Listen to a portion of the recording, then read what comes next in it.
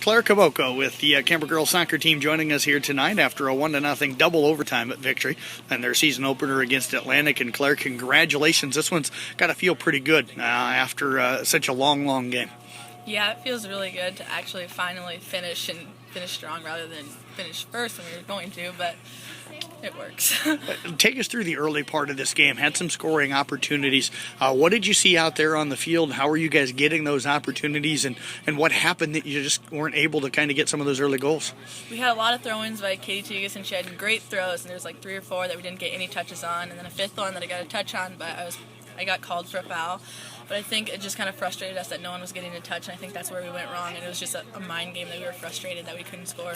Why was nobody getting touches early? Could you figure that out? I think people weren't going to the ball, and they were just almost scared that the ball was coming at us so hard, so we just didn't go to the ball, and I think we have to just try harder next time to get to the ball every time.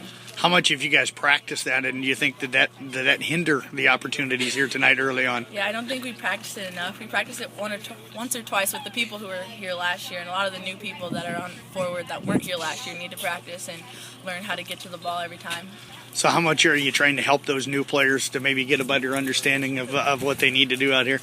I think every play we have to encourage the new players and tell them what to do and say what they're doing wrong so they can hopefully fix it and improve. What do you think your strength is, and what do you hope to add to this team this year? I think my strength is defense, but I think I can also play offense, so it kind of scares the other team knowing that I can play 2 positions. How did you think things worked on the defensive end, and where do you think the strength was tonight to be able to get that shutout?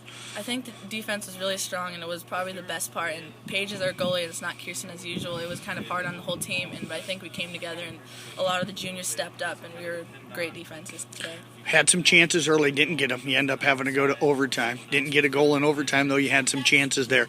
What do you girls say to each other in the huddle before that second overtime started? I think it's like starting a new game, and we all knew we didn't want to go into penalty kicks, so it was pretty much we have to score. This is our game. This is the first game, and we're not going to lose to this team because we know we were better.